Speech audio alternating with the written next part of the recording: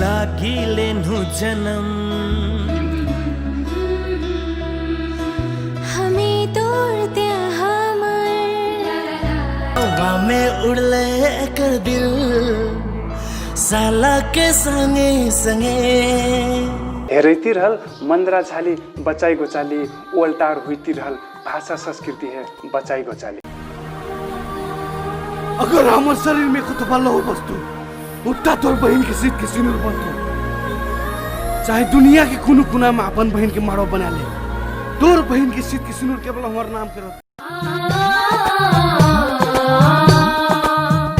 हमार कला भाषा संस्कृति सबजे मिलके हटाई करी थी हमार आवाज आपन संस्कृति झल्कना छुट्ट गीत बन परल आपन संस्कृति झल्कना छुट्ट गीत बन परल डरा के नाही गोचाली आप तो ढीठ बन परल रहर लक्टिक बा हजुर हमर थारू संस्कृति रहर लक्टिक बा हजुर हमर थारू संस्कृति आजा बुडुन के गायल गीत फे गाई परल आजा बुडुन के गायल गीत फे गाई परल। चंपन सांस्कृतिक समूह के यूट्यूब चैनल से प्रसारण होती रहलक हमार आवाज कार्यक्रम हेर के बैठुए आदरणीय मोर सबको मैगर दर्शक बिनुकन मैं कार्यक्रम संचालक दीपक दीप की ओर से राम राम जय गुरु बाबा। हमार आवाज सर्वप्रथम धेर से धेर धन्यवाद आदरणीय मित्र दीपक साहेब जी हन वहाँ बेलौरी नगरपालिका 10 पूरा कंचनपुर के हुई था हाल वहाँ इंडिया के गुजरात से मुक्तक उपलब्ध करा जाता हमारी आवाज श्रृंखला के लाख वस्तु का धेर से धेर धन्यवाद हमारे स्पॉन्सर होगा स्पॉन्सर्ड बाय बड़घर रेस्टोरेंट कीर्तिपुर पांगा जेनस इंटरनेशनल प्राली आशा आर्ट पल्फसा कैफे ढनगढ़ी शांति ट्रेडर्स बर्दिया शांति बाजार परिवेश रिकॉर्डिंग स्टूडियो। वस्तु के विशेष धन्यवाद आदरणीय व्यक्तित्व श्री नंदुराज चौधरी जी वस्तु का नृत्य निर्देशक दीपक चौधरी जी हन वस्तु का राष्ट्रीय थारू कलाकार मंच के अध्यक्ष श्री विनय वैद्य जी हन वस्तु का नायक तथा निर्देशक श्री कृष्ण जी हन वहाँ हमार आवाज कार्यक्रम कसी की ले जाइकन प्रत्येक श्रृंखला में साथ सहयोग तथा सरसल्लाह देती आएबाट कविला हमारा लॉकडाउन विशेष कलाकार के कलाकारिता क्षेत्र में देहल योगदान बारे चर्चा करते आयल बाटे यही से आगक श्रृंखला में मैं महानायिका सोनू थारू के बारे में चर्चा करल रहूँ आज फिर से मैं दोसर लौह कलाकार के बारे में चर्चा कर आ सकल बाटो कविला कार्यक्रम आगे बढ़ने से पहले कार्यक्रम के शुरुआत में ई पौरा बस अपना के लागे मुक्ति हुईली हमर कमैया हमारे एकता के बलले मुक्ति हुईली हमर कमैया हमारे एकता के बलले ई धरती में स्वान फरैना बाहमन फरवाओ हरले बाहमन फरवाओ हरले हमन घर चाहल जग्गा चाहल शिक्षा रोजगार चाहल बा हमन घर चाहल जग्गा चाहल शिक्षा रोजगार चाहल बा काकर की हमरो पेट हुई थी नेपाली काकर की हमरो पेट हुई थी नेपाली काकर की हमरो पेट हुई थी नेपाली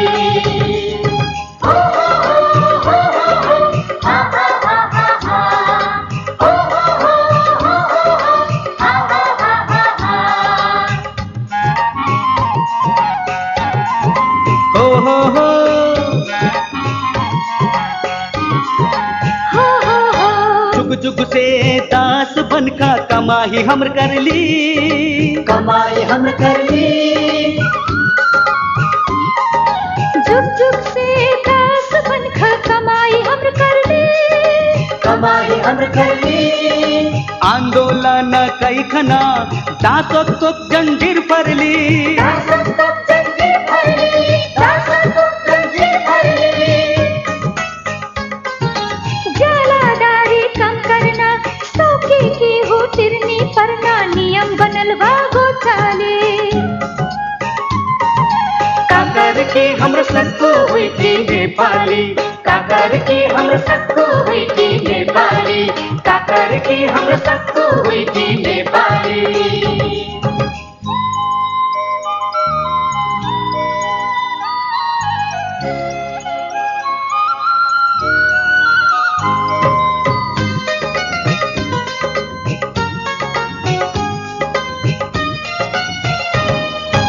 उठ डरोहा हरा भरा बनैली हमार पाँव रख ले बनैली हमार पाँव रख ले उठा डरोहा हरा भरा बनैली हमार पाँव रख ले बनैली हमार पाँव रख ले उठार भरना अनाज परेली हमार मस्कट पसना ले हमार मस्कट पसना ले हमार मस्कट पसना ले देशक एक छूटी माँ हमार पे हक बने भी गो चाली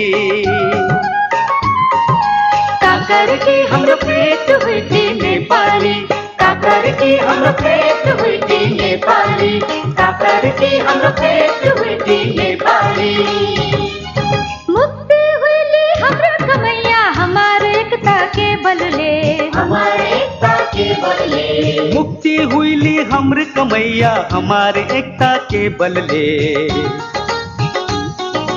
ई धरती में स्वान फरैना बाहमन फरवाओ हरले बाहमन फरवाओ हरले हमन घर चाहल जनता चाहल शिक्षा रोजगार चाहल बा हमन घर चाहल जगह चाहल शिक्षा रोजगार चाहल बा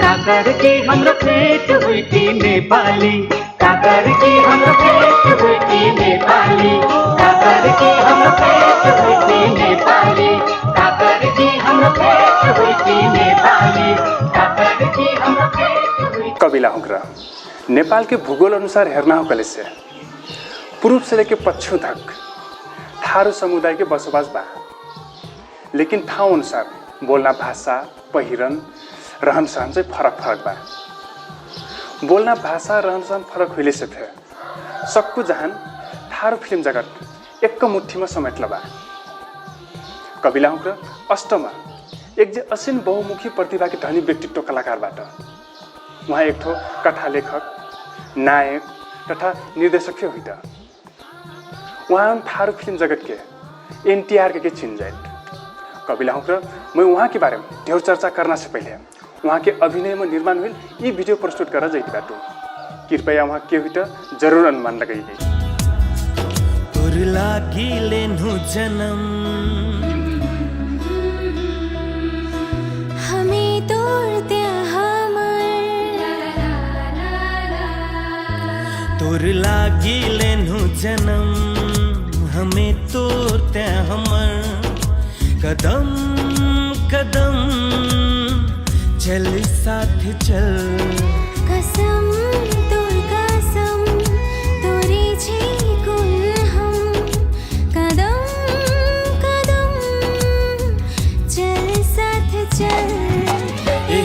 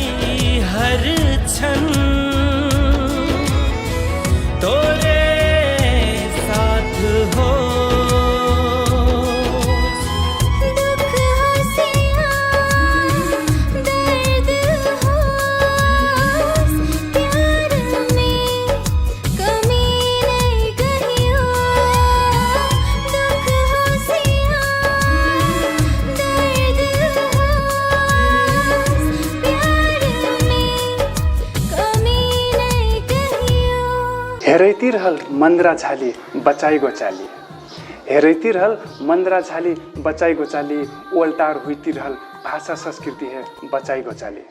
हेरैती बा चोलिया गोनिया छल्कौवा धोटी, हेरैती बा चोलिया गोनिया छल्कौवा धोटी, घेचम सुतिया नाकम नठ्या सजाई गोचाली, घेचम सुतिया नाकम नठ्या सजाई गोचाली। हजुर थारू फिल्म जगतमा सन्जू बाबा नेचिनिया कम दर्शक हुई। वहाँ विगत कुछ वर्ष से दर्शकों के मन में राज करके बैठल बाटा। वहाँ एक ठो लेखक, निर्देशक तथा नायक भी हुई। कविला हुक्रे हमार आवाज़ के इस श्रृंखला में मैं आज चर्चित नायक तथा निर्देशक सन्जू बाबा के बारे में चर्चा कर जैती बाटू। कविला हुक्रे हमार आवाज़ कार्यक्रम अन्त्यसम्म जरूर हेर्देवी। विक्रम सम्वत 2047 साल असार 28 गते पोखरामा संजय चौधरी के जन्म हुल रहा। वहाँ के जन्म हुलक 2-3 महीना पाछे वहाँ हुक्रा सुनसरी जिल्ला के डुहबी में बसाई सरके गईला। संजय के छोटा से फिल्म और हीरो बनना भारी सपना रहिन। वहाँ सुनसरी में रहल श्री सरस्वती उच्च मावि में पढ़ाई शुरू करला। पर्दा के दुनिया में जैना सपना हुलक कारणले वहाँ हन सर पूछिन भारी होके का बनबे। वहाँ कहीं मैटो हीरो बनम। वहाँ घर में रहल टीवी हेर के एक्टिंग डांस सीख लगला। 2060 साल में वहाँ अपन SLC सम्म के पढ़ाई पूरा करला। वहाँ हिंदी फिल्म जगत के सुपरस्टार संजय दत्त के बहुत भारी फैन हुई। वह हमारे वहाँ के संग्रह हुक्रा संजू बाबा के नाम कई के बोलकारिन। संजय चौधरी से फे संजू बाबा के नाम से वहाँ धेरे चिन्ठा। करीब 2068 साल में वहाँ एक ठो नेपाली फिल्म यस्तै छ लपकाना फिल्म के लाग अडिसन देला। चर्चित निर्देशक KP भट्टराई के निर्देशन में बन्न जैटिरलक यी फिल्म यस्तै छ लपमा वहाँ अडिसन में सेलेक्ट हुइला। वहाँ के पर्दा की दुनिया में नेपाली फिल्म यस्तै छ लपमा से शुरुआत हुइला। वहाँ कथा KP भट्टराई सर महिन बहुत कुछ सिखैला। वहाँ के एक्टिंग और डांस देखे यी फिल्म में सपोर्टिंग रोल में KP सर चांस देहल रहिन। कविला हुक्रा आज हमरा चर्चित कथाकार नायक तथा निर्देशक संजू बाबा के कलाकारिता क्षेत्र में डेल योगदान बारे चर्चा करती बाटी। कविला हुक्रा संजू बाबा गोडोली सांझ कना एक्टिंग स्कूल से एक्टिंग सीखल रही। वहाँ कथा महिन हरदम हरपल मोर आदरणीय मित्र छविलाल मगर सहयोग करें। एक्टिंग सीखे बेर आर्थिक मनोबल हरदम हर सहयोग वहाँ करते आयल रही। कविला हुक्रा वहाँ के यस्तै छल्लक फिल्म पाछे वहाँ अपन कथा लेख थारू फिल्म दिलवाले के निर्माण करला। यी फिल्म में वहाँ लीड रोल में काम करला। संजू बाबा के कथा ओ किशोर सुब्बा के निर्देशन में बनल दिलवाले फिल्म दर्शकों का बहुत मन परा देला। संजू बाबा दिलवाले फिल्म से दर्शकों के मन में बैठना सफल हुई रही। कविला हुक्रा आज मैं चर्चित कथा लेखक नायक तथा निर्देशक संजू बाबा के कलाकारिता क्षेत्र में देहल योगदान बारे चर्चा करती बाटू। मैं वहाँ के बारे में एक हचिक पाछे फिर से चर्चा करने बाटू। अब के लाग वहाँ के अभिनय में निर्माण हुई यी पौरा बस अपना के लाग प्रस्तुत कर जैती बाटू।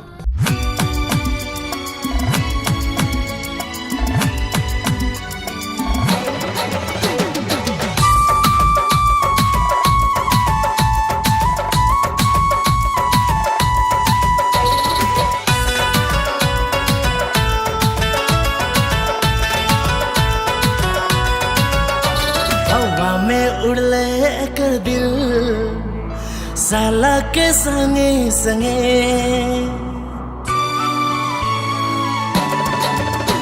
हवा में उड़ले कर दिल, साला के संगे संगे हवा में उड़ले हमर दिल, साला के संगे संगे तोर दिल से मिल हमर दिल, धड़कन के संगे संगे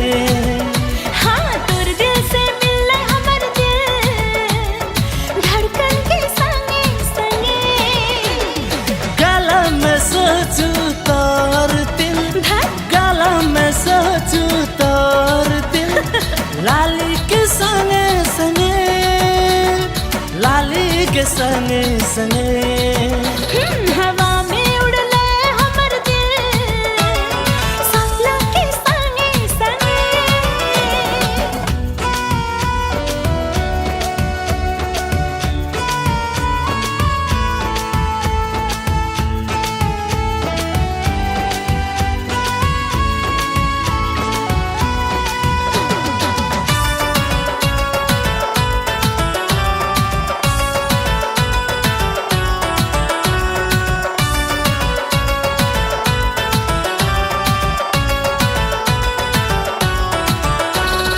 देखे देखे सुनरी छौडी केनङ असल छी देखे देखे सुनरी छौडी केनङ असल छी मन करछि तोरा कन्या बनाऊ दिल देख तोरा छाती से लगाऊ मन करछि तोरा कन्या बनाऊ दिल देख तोरा छाती से लगाऊ बहुत प्यार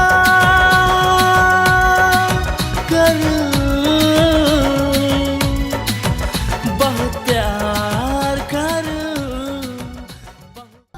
कविला हुँक्र सन्जु बाबा के घर में वहाँ के दाई बाबा भैया वहाँ के घर गोसिनिया एक ठो छाई लगा के 6 बाट सन्जु बाबा एक कुशल कथा लेखक अभिनेता और निर्देशक थे हुई वहाँ दिलवाले फिल्म के अपार सफलता पाछे 2070 साल में ठारू फिल्म दोस्ती के निर्माण करल। ये फिल्म फेर दर्शक एकदमै मन पराडेल। तब तेस्रो फिल्म दादागिरी के निर्माण करल। ये फिल्म में वहाँ कथा लेखक नायक निर्देशक सबको रूप में भूमिका निर्वाह करलबाट सन्जु बाबा अभिनसम्म नेपाली ठारू मिलाके 6 ठो फिल्म अपन अभिनय दे सकलबाट वहाँ फिल्म किल्लाई म्युजिक भिडियो और मोडलिङ करलबाट वहाँ ठारू नेपाली मैथिली सबको मेरके भाषा में निर्माण हुई भिडियो में मोडल निर्देशक के रूप में काम करते आएलबाट वहाँ नेपाली गीत डल्ली रानी के शूटिंग मलेसिया में करल रहे।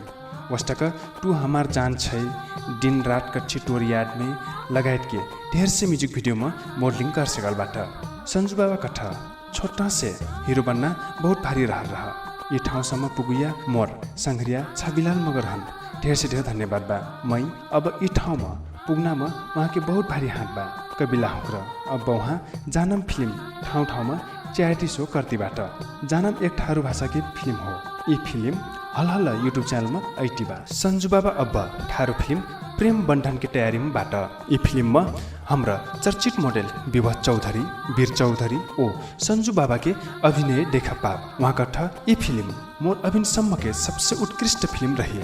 कविला हुँक्र एक हचिक पाछा फिर से सन्जु बाबा के बारे में चर्चा करने बाटी अब के लाग वहाँ के अभिनय में निर्माण हुई जानम फिल्म के कुछ सीन प्रस्तुत कर जैती बाटो बस अपना के लाग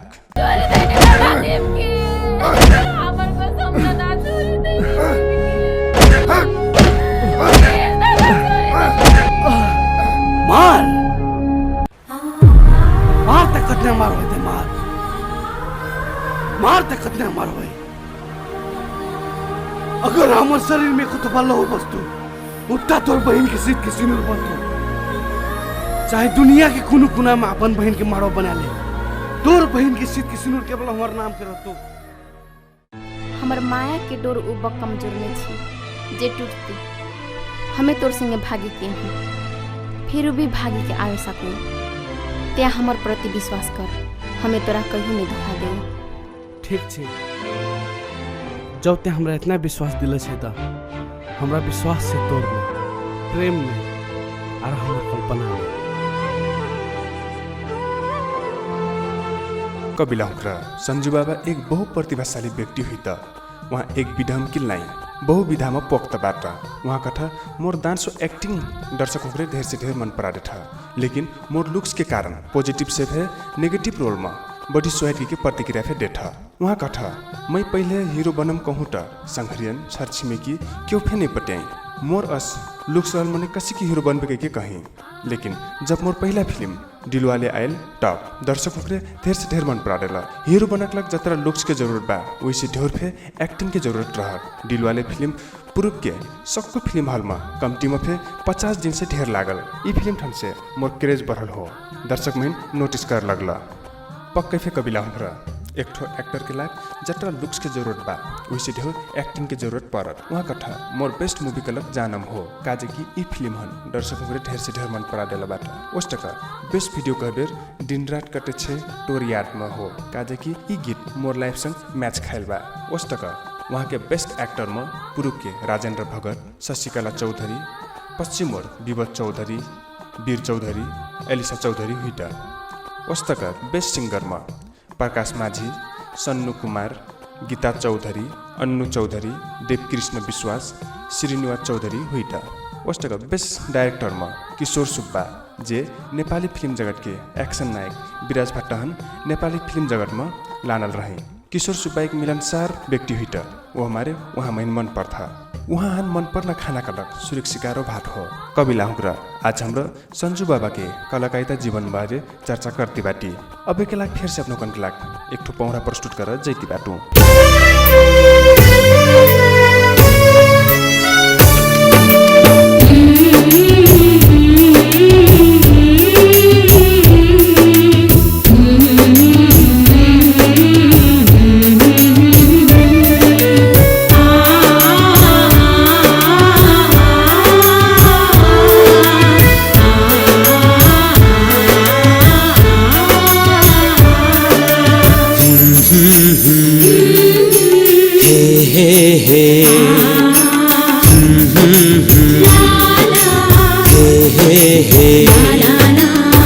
रात से तोर याद में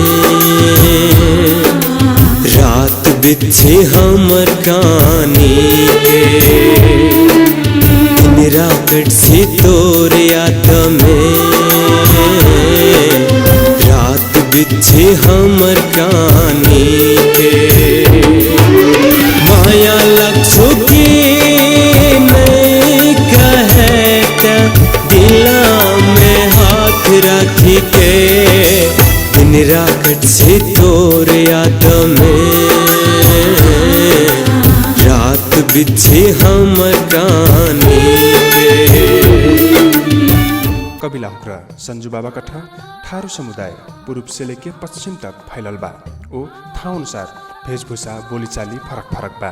पूर्वी थारू भाषा पश्चिम ओर के थारू को नहीं बुझ्था, कल से पश्चिम के थारू भाषा पूर्व के थारू को नहीं बुझ्था। जेकर कारण थारू फिल्म जगत के मार्केट और छोट हुई बा। वो कारण थारू फिल्म निर्माण में कमी आयल बा। प्रोड्यूसर हुकन के लगानी नहीं उठला कारण ले लगानी कर छोड़ सकल बाटा। ओ लगानी नहीं उठने कारण ले प्रोड्यूसर होके थोड़ लगानी करता है। जेकर कारण फिल्म के गुणस्तर में कमी आयल बा। वहाँ कथा हाम्रो पूर्व से लेके पश्चिम तक जत्रा पे थारू समुदाय बाटी हाम्रो सबके बोलना एक ठो मातृभाषा बनाए पड़ल ताकि वो भाषा पूर्व के थारू फे ओ पश्चिम के थारू फे बोलै। यदि मातृभाषा बन जाए तो थारू फिल्म फे वो भाषा में बन लगी। ओ थारू फिल्म के मार्केट डांचे भारी हुई। वहाँ कथा थारू फिल्म के मजा पच्छ कलक कला संस्कृति है जगह करना हो। फिल्म मार्फत से हल हल देश विदेश पुगाई सक जाए। थारू फिल्म इंडस्ट्री छुट्टी हुई ओर से जत्रा हॉलीवुड बॉलीवुड कॉलीवुड हन माया करता दर्शकों को वस्तका थारू फिल्म इंडस्ट्री फे माया कर देख पड़ल। जेकर कारण हमार कला संस्कृति आकाशम रही व सदैमान एठावट नहीं रही। कविला हुक्रा संजू बाबा अभिन फे और ढेर से ढेर प्रगति करती जाए। वह हमार आवाज कार्यक्रम के तरफ से ओ मोर व्यक्तिगत तरफ से ढेर से ढेर शुभकामना बा। हमार आवाज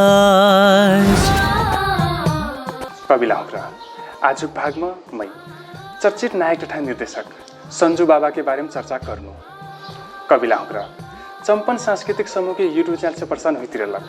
हमार आवाज कार्यक्रम अपनौकन कसिन लगती बा टिटमिट ज्यादा सिन लागत वस्त प्रतिक्रिया के आशा ढरला बाटो।